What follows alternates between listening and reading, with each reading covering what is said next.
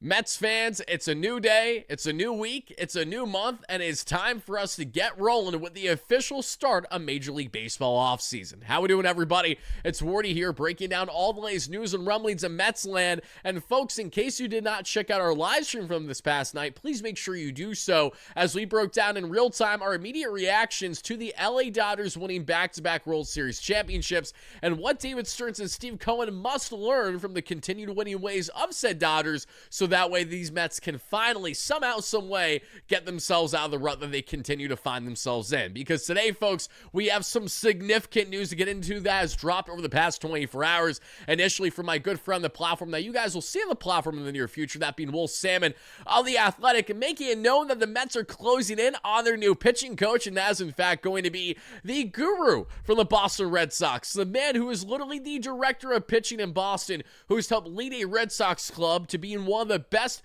pitching staffs in all of baseball this past calendar year, not just at the major league level, but most certainly at the minor league level as well. We're going to amplify how important that is when evaluating this future of this Mets rotation. That is one Justin Willard. So we're going to break down who exactly Justin is, because I'm sure many of you guys are not overly familiar with him and what he's going to provide to this Mets team, why a lot of Mets fans are more than likely going to be excited about this hire for rightful reason, and what is the type of philosophies that he's going to bestow upon this pitching staff moving forward, as he'll be pairing there with Eric Yeagers, who's already in the Mets department as the leader of pitching outside of Jeremy Hefner, who obviously is no longer with us, who Justin is now replacing. Hit that like and subscribe button on your way in, everybody, as it's a great way to support the platform. And thank you so much for doing exactly that, folks. And of course, shout out to each and every one of you for your continued support. Now that we are in the off season, everybody, be on the lookout for pretty much daily content. We'll be having live streams every single week for the most part, as long as there's topics worthy to have discussion on. And once things really get in the heart of the news and rumor front, as we get deeper in November, when looking at the qualifying offers, when looking at tender and non-tender contracts, making some signings and trades of significance, we'll be covering all here on the platform, as we always do. But I don't want to waste any time. I'm really excited to get into this, and for rightful reason. Yes, I know, apples and oranges. You have an LA Dodger fan base that's ecstatic about having another offseason where they are the reigning champions, where me, I'm a little kid in a candy shop over our latest pitching coach hire. You know, hopefully one day, sooner rather than later, we find ourselves more in the Dodger category of actually enjoying an offseason because you had yourself an absolute banger of a playoff run. Well, folks, as we see here, Will Salmon of The Athletic, check out his entire article. I'll have a link down below to each and every one of you. The Mets are closing in on their search of new pitching coach, with Justin Willard emerging as a favorite. And I can tell you guys that it's unofficially official. Willard is going to be the hire for the New York Mets. I promise you that. And once you guys see that officially, you come back here and you say, oh, great, already has a breakdown for each and every one of us. Willard, 35, is a Red Sox director of pitching. Previously, he spent several years with the Twins, and he did spend several years with the Twins up until 2023, where he officially was hired there with the Red Sox, as he has been their director of pitching. And not only has he been working there in direct hand with the active pitching coach, one of the best pitching coaches in all of baseball, mind you, and that is not an understatement, and the great Andrew Bailey, former San Francisco Giants pitching coach, now Red Sox pitching coach, and he's done wonders for them the past calendar year there under Craig Breslow especially. But outside of working with Andrew Bailey daily at the major league level, this man has also been working heavily at the minor league level. And it's because of specifically one Mr. Willard that we're going to break down today that we have seen the great success to a degree in the Red Sox farm. Because in case you guys have been living under a rock, let me enlighten you as to how good the Mets farm was this past year. From Port St. Lucie all the way up to AAA Syracuse, the Mets were one of the best overall minor league organizations in all of baseball. And that was heavily backed by their dominant pitching. Whether it was guys that we saw on the St. Lucie level, to the Cyclones level, to the, of course, Rumble Pony and Syracuse level, the Mets had ace caliber starters at every single level throughout the course of the year, paying heavy credit not only to their drafting, but their player development that they've done or the past calendar season. Well, the Red Sox look no further, because they're in direct company of that exact same type of conversation. They had a lot of great success in the minor leagues this past year, one of the best farms in all of baseball when evaluating their pitching talent. And when we look at some of the young and very exciting arms that impacted them, both righties and lefties this year, we have to look at the fact that this man, Willard, had his hands all over not only the drafting of some of these players, but ultimately the early blossomings, whether it's their top prospects in early, Dobbins, or of course their Mr. Tolley, who I love there for the Boston Red Sox. Among many others, these guys are just a couple examples of ones that have been directly impacted by Willard not only being a heavy advocate and them getting drafted, but also being a heavy proponent in their development to this point, which is what helped prompt guys like Tolley to get all the way to the major league level this past year. You also look at this Red Sox team, folks. How were they in pitching this past season? Well, according to Fangraphs' wins above replacement WAR, if you will, they were 7th in all Major League Baseball with their pitching. Okay, you want to look at just baseline ERA for those that live and die with the ERA statistics? Sure. The Boston Red Sox were top 5 in all Major League Baseball this past year. I think you guys are connecting the dots along with me. The Mets have themselves a slam dunk of a hire here. And Willard is only 35 years of age, so I love the youth movement here, and here's why. Jeremy Hefner, when he was first brought in as the Mets pitching coach, was not at all long removed from his playing days. Former New York Met pitcher as well, for that matter. And I think not only the experience, but the youth movement is imperative to understand today's game and today's numbers. And I have some great quotes I'm going to be sharing with you all here shortly in regards to Willard, but ultimately what the Mets are getting someone like him is someone who quite literally is the perfect resume for what they're looking for, because the Mets are looking for someone who's going to be able to help properly develop and get the best out of the youth movement, especially with their rotation. And look no further than a Mets rotation next season that's headline right now, barring changes, because of course they need to compete in spring training. Some may not make the team out of camp, but it's inevitable that they will be impacting the team at some point throughout the course of next year, even if it's not right away, barring changes that we don't know at this point in time. And that's Kristen Scott returning from reconstructive Tommy John surgery. Everyone's sleeping on Kristen Scott, and let me lie to you, kid's a stud, and he will be a very good right-hander for this Mets team. I'm excited to see the former Florida boy pair with his former teammate out Florida, that being in Brandon Sprout this time around. Jonathan, who has endless high upside, as we know, so young, so exciting. You also look at one, Noel McLean, who's already established as our ace. You look at guys that are nipping on the heels that are not far away from the major leagues with their great talent, and that includes guys like Zach Thornton, Jack Weniger, Jonathan Santucci, RJ Gordon, Will Watson. The list goes on and on, everybody. The Mets have an abundance of talent in the minor leagues right now in pitching. They're actually ranked first in all of minor league baseball right now when evaluating their pitching depth. So for more reasons than one, the Mets are perfectly primed to have some great young development with their pitching begin as soon as next season, outside of the great blossoming this past year of one Noel McLean. And you look at not only everything that he's been able to do to this point there in Boston, but I mean, you even go back to his time with the Twins and the great work he was doing with their pitching staff as well. This man has been involved in the game for the past at least 5 to 7 years now when evaluating pitching at the minor league and major league front. And now he's going to have his hands all over the New York Mets here. And there is one specific aspect of this that I think is very important to highlight. And I'm going to do exactly that right here, right now, because I want to make sure that I do not miss any of this, you know. And with the Red Sox, Willard spent a lot of time, obviously, working with Andrew Bailey, as we mentioned, and breaking down video and data. That includes, of course, biomechanical, pitch movement, among many other things, you know, to boost pitchers' results. And there is a fantastic quote that I have to share with each and every one of you from Willard himself when breaking down what was he initially planning to bring to the Boston Red Sox when he was first hired as their director of pitching. And this quote, honestly, is as good as it gets, everybody. Listen to this. And this is Willard speaking. Really simple, and I quote, "Throw nasty stuff in the zone. You can have nasty stuff, but it's not going to be maximized if you're not in the zone," said Willard. And then vice versa. If you're in the zone and you're getting hit, we've got to develop better stuff. I think most importantly, defining that for players and defining what the scoreboard is. What's the rule book, he says. I always use an example. If you're going to play Monopoly for the first time, you're going to read the rules to understand what the game is. For the longest time, we've been playing one game. That's not what we're playing now. And really helping players evaluate that and understand that drive buy-in and drives good questions and conversations. I love that quote, especially the kind of the comparison to Monopoly there, in the sense that Monopoly, from its conception, obviously, you understand that the game is supposed to be played in this one way. Well, the playing field has changed, and it's not played in just this one way anymore. And that old school way of thinking is not only a manner that I think hurt the Mets from guys like Eric Chavez this past year on the offensive front, with the ups and downs that came along with it, along with, you know, where they missed the mark in years prior to Jeremy Hefner, because I don't believe Hefner was at heavy fault for the lack of pitching for the Mets this year. Injuries are things that are out of his control as a coach.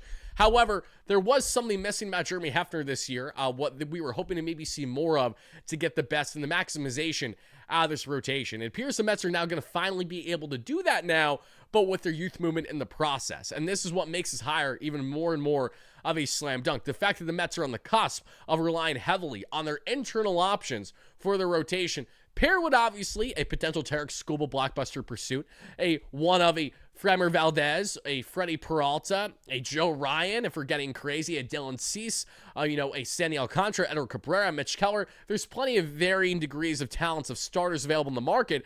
But the point now is that whoever the Mets decide to bring in for this rotation, the philosophy will not only continue to be forward way of thinking, but it's going to be even more advanced, but more relatable to the player in a way where maybe Jeremy Hefner, for one reason or another, either got stale out with his voice or just missed the mark on entirely. And this hire is in very much similarity to the Mets' new bench coach in Kai Correa and what they're trying to build. These are young, more analytically minded players, coaches, biomechanical type people as well. And yes, you can see the flaws that come with these numbers when you use them too much, but we also see the success when it's properly balanced. And the Red Sox are a prime example of the amount of success that they had this past year or two in direct hand because of, again, having their guru here and Willard having his hands on quite literally everything. So to say that this was a good hire by the Mets truly feels like an understatement. And it's easy for me to make that kind of claim sometimes when you're always bringing in someone new. But it's another when you actually have someone who has a track record of an organization that's pretty much top 5 in pitching in baseball this past calendar year and was also one of the best in the minor leagues. That is a perfect pairing for a team that will be having multiple rookie-type right-handers and potentially lefties if one of those Zach Thorntons, among others, can really blossom at some point next year potentially. Either way, the Mets are in great hands, it does appear, with Justin. I'm really excited to see what he's going to be able to do with Eric Yagers, because that is the bigger aspect of this all, because Eric Yagers is the one who obviously has been breaking down this film extensively. He is the active director of Mets pitching for the most part, so he will be working, coinciding right in hand with one Justin Willard, the same way that Justin was working directly in hand with Ace Bailey. So interestingly enough, this is actually an upgrade, and not Ace, I apologize, even though that sounds like a nice name, Andrew Bailey, so I meant to say.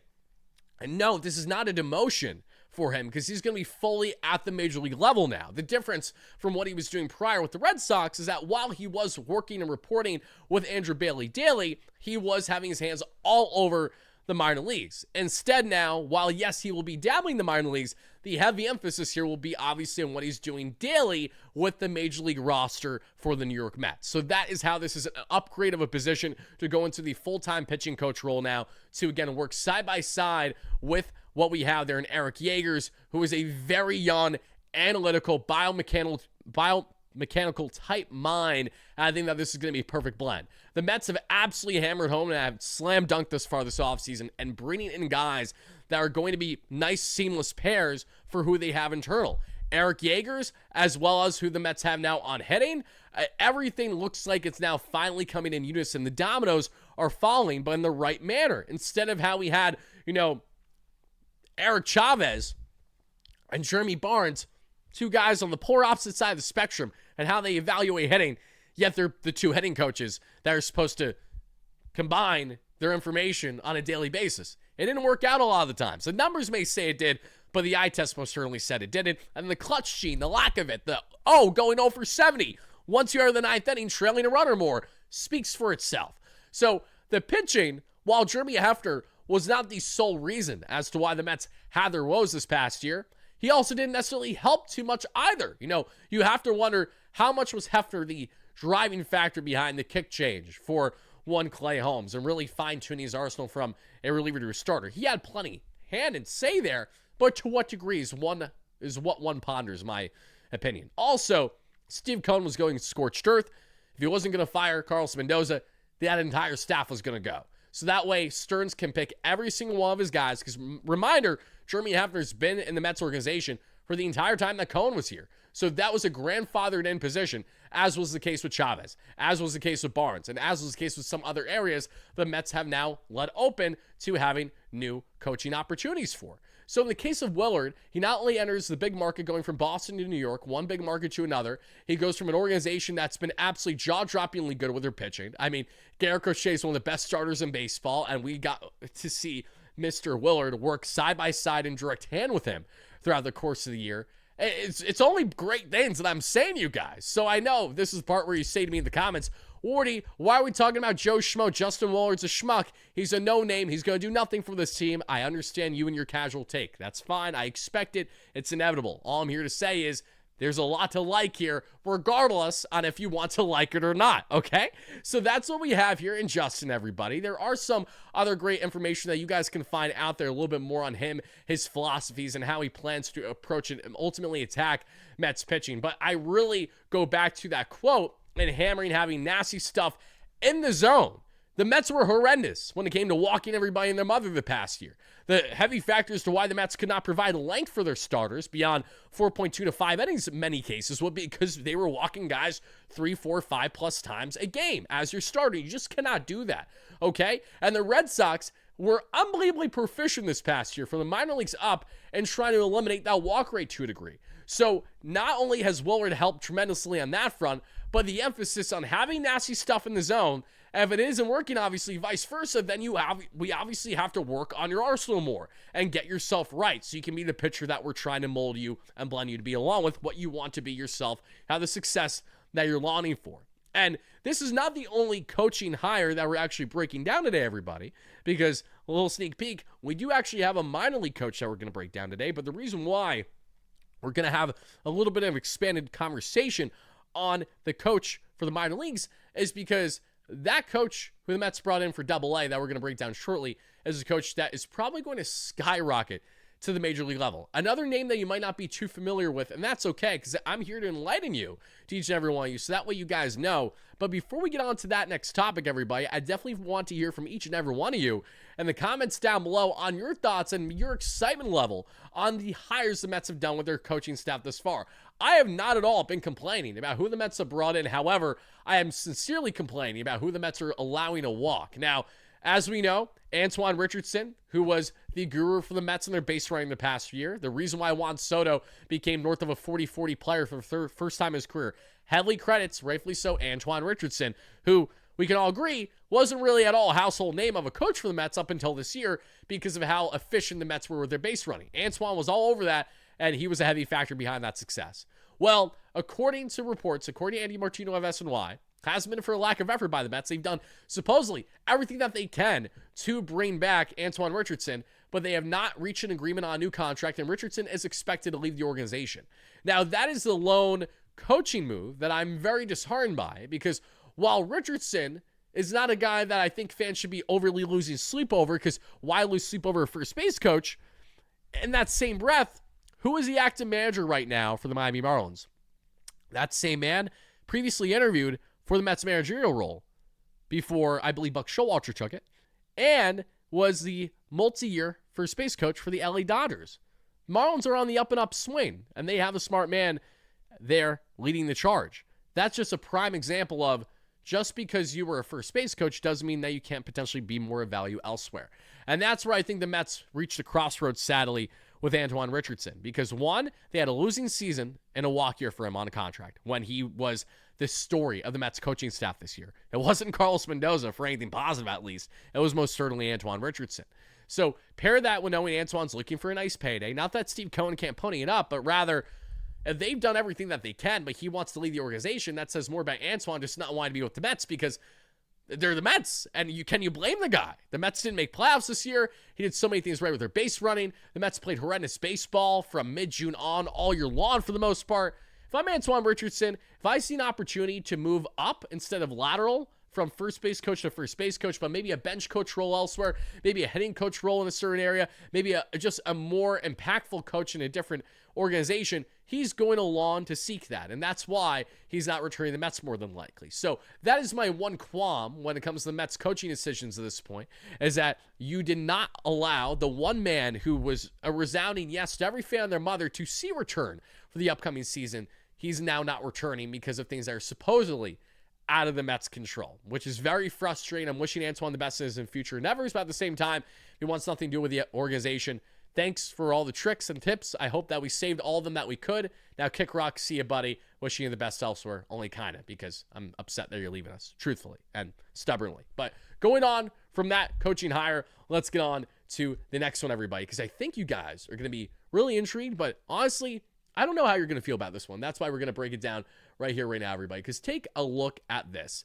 Mike Puma says, Mets are hiring, let's see here, Rachel Folden to serve as the hitting coach at Double-A Binghamton. She was a hitting coach in the Cubs minor league system this season. Now, this is interesting, everybody, because one, I absolutely am all for the diverse hires, especially when they're justified. In the case of Rachel Folden here, as someone who's been established in baseball for quite some time, a former fantastic softball player of her own self. So this wasn't just someone who kind of came out of nowhere. No, she's absolutely deserving to be here. I'm very excited to see her in the Mets organization. But she has gotten raving reviews to the point that many believe that she will be impacting the New York Mets at the major league level sooner rather than later. And here's some awesome quotes they have in regards to highlighting Rachel and how the Cubs organization felt about her during her time there the past year plus. Listen to the following, everybody. And I quote, I really enjoy coaches who, when they say something, it's impactful. Craig Counsell said, in my experience, her observations, speaking obviously on Rachel Folden, have been very impactful. I think for hitters, that means her cues can be very impactful. Her observations have been very accurate. She's displayed an excellent ability to evaluate players. That's exciting to see. Pete Crow Armstrong raved about Folden's ability to help him with the mental side of the game too. Pete Crow Armstrong, yes, that same PCA, raving about the Mets' new hitting coach hire for Double-A that'll work herself up. And I quote, I think she's really good for development. I really do, PCA said. She's been a nice shoulder for me to kind of lean on when stuff wasn't really going my way. That's awesome to hear, and the Mets have obviously been cultivating more of their hitting lab that we've seen in the minor leagues over the past couple of years, but they hit major strides this past year, mainly with guys like Jacob Reimer and AJ Ewing, going from otherwise no-name prospects to major name, top 5 to top 10 prospects, all thanks to the great hitting adjustments that they made this year. And AJ Ewing is also speed demon. He casually stole 70+ stolen bags this year. I cannot wait to see more of him next season in the minor leagues. He's going to be a lot of fun to watch. But point stands, the Mets are continuing to try to have that forward way of thinking with their hitting philosophy as well, something that they've been behind on in the minor leagues in years prior, up until Steve Cohen has now become owner. And it appears that Rachel is looking like a prime position hire to set themselves up in the right direction. So I'm really excited about that. Elizabeth Ben, who's obviously been a part of the Mets organization as well. She's been an analyst on SNY. She was drooling over this hire for the New York Mets and say that there are very few that are more, I think, established and are more fitting for this type of role. And she amplified, do not be surprised when you see Rachel move up to the major league level sooner rather than later. It feels like that this is going to be a skyrocket of a development for her as long as she stays in the organization, as long as everything goes smoothly here with the New York Mets. But the Mets being active, David Stearns doing what he needs to do to better this club for next season. We know that coaches can mean one thing, player talent and execution is another. A lot needs to be had this offseason for this Mets team to not only instill confidence in us fans, but ultimately to have us instilled confidence in one David Stearns, who has a lot of repairing to do with the trust after everything imaginable went wrong here in 2025.